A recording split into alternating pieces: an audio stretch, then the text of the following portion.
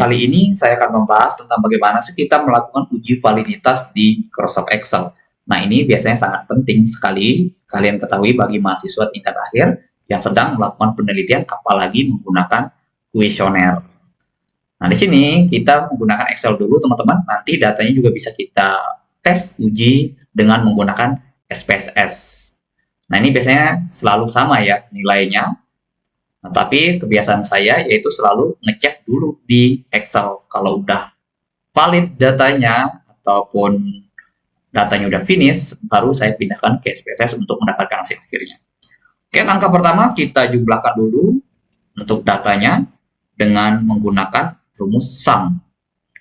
Oke, jumlahkan semuanya teman-teman tanpa terkecuali sampai pernyataan 10. Kita cek ya sampai di pernyataan 10 ya. Lalu kita tarik ke bawah pada bagian akhir. Ya, ini udah ketemu nilainya. Nah, langkah yang pertama kita harus lakukan yaitu mencari nilai R hitungnya. Berapa sih nilai R hitungnya? Dan lalu kita bandingkan dengan nanti R tabel. Nah, ini udah banyak di Google sebenarnya untuk R tabelnya. Nanti saya akan tunjukkan juga, teman-teman. Baru kita tahu keputusannya gimana, pernyataan kita valid atau tidak. Nah, dalam kali ini saya menggunakan 30 responden saja. Nah, ini bisa lebih. Minimalnya itu adalah 30. Oke, yang pertama kita harus mencari nilai R hitung dulu dengan menggunakan rumus Corel atau correlation. Nah, di Excel juga udah ada sebenarnya. Nah, selanjutnya kita masukkan array satunya. Array 1 itu maksudnya adalah item pernyataan kita di sini. Kita blok dari atas sampai bawah. Oh, masih kurang ya ini ya. Bentar. Seharusnya ini sampai paling bawah. Oke, itu sampai di B33. Masukkan titik koma. Nah, lalu array 2-nya itu adalah totalnya ini, teman-teman. Jumlahnya kita blok dari atas sampai bawah juga. Nah, ini kita kunci di bagian jumlahnya. Tujuannya apa? Agar bisa kita tarik datanya ke samping nanti. Nah, biar lebih cepat dalam pengerjaannya. Nggak perlu kita lakukan satu-satu. Oke, yang penting muncul tanda dolar seperti ini, saya tekan F4. Jadi, kalau F4 belum muncul dolar seperti ini, tekan Fn F4 sekaligus. Oke, kalau sudah tinggal kita enter saja. Nah, di sini udah ketemu, yaitu nilai R hitungnya. Kita tarik ke samping.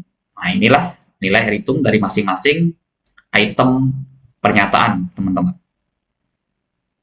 Oke, kita besarin dikit.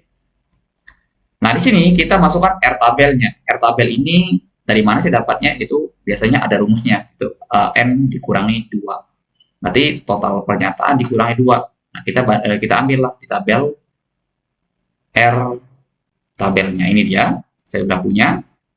Silahkan cari di Google. Nah, kalau saya menggunakan 30 item pernyataan, berarti 30 dikurangi 2 adalah 28. Kita cari di bagian signifikansinya 0,05. Di sini ketemu adalah 0,361. Jadi kita input di sini adalah 0,361. Oke, lalu kita tarik. Nah, ini udah ketemu. Sekarang tinggal menentukan keputusannya. Apakah dia valid atau tidak. Nah, ini mudah sekali, bisa kita gunakan rumus if. Sama dengan if. Kita bandingkan, jika R hitung lebih besar daripada R tabel, berarti pernyataan itu valid, layak untuk digunakan. Oke, jadi kita cukup klik di sini. If jika lebih besar dibandingkan dengan R tabel. Nah, baru kita masukkan. Berarti dia valid. Nah, ini kita masukkan V. Saya singkat aja ya. Oke, V itu tandanya valid. Ingat, selain angka, di Excel itu selalu diapit dengan tanda petik 2. Sisanya berarti TV. TV artinya tidak valid dalam hal ini ya. Lalu enter. Nah, ini tinggal kita tarik aja ke samping. Nah, ini udah selesai, teman-teman. Nah, dari pengujian ini dapat disimpulkan bahwa pernyataan item 7 itu tidak valid. Jadi, ini tidak dapat digunakan untuk melakukan sebuah pengambilan data penelitian. Jadi, harus dieliminasi. Oke, demikian dulu tutorial dari saya. Nah, jika ada pertanyaan, bisa tanyakan di kolom komentar.